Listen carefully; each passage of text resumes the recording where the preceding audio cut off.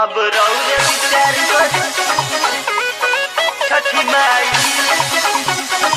अब रौरे विचार कर डीजे तारा छठी माई। डीजे तारा अब रौरे विचार कर माधोपुर छठी माई। ससुर नदी मारेली रोज ताना आ खाली डांटे खाती खोजली बहाना। खाली खाते खाते खोजली बहाना। ससुर नदी मारेली रोज ताना आ खाली डांटे खाती खोजली बहाना। नहीं हमसे अकेला रहा पाई। अब रौरे विचार कर छठी माई। गोद भर द दुख न सहा पाई। अब रौरे विचार कर छठी माई। विचार कर छठी माई।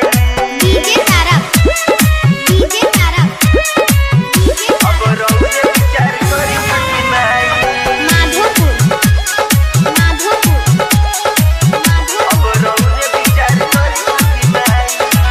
सभे कहत बावे हमके अभागिन।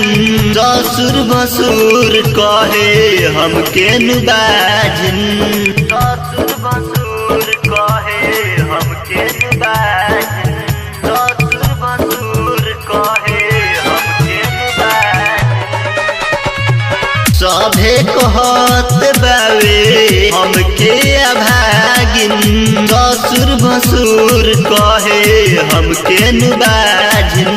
ससुर भसुर कहे हमके नुबाजिन। ससुर भसुर कहे आइल बानी माई तोहरे नु दुआरी। बुझल बेटी के तनी सालाचारी। तू ही बोल माई हम कहवा जाई। अब रौरे विचार कर छठी माई।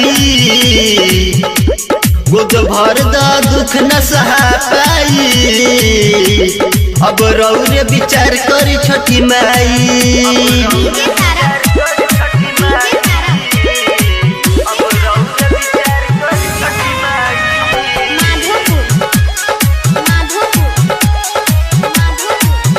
अब रौरे विचार कर छठी माई। देवरा संदीप सागर मुँह नाक देखता।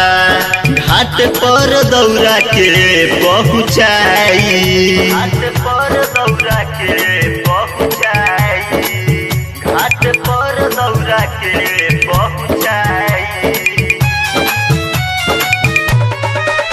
देवरा संदीप सागर मुँह नाक देखता।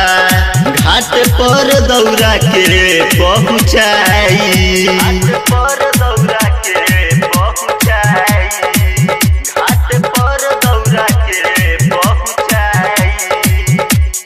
पिया कुंदन कोहिनूर बार दूर।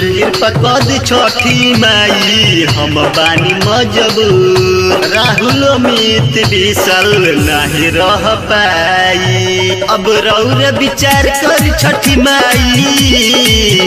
गोद भर द दुख न सहा पाई।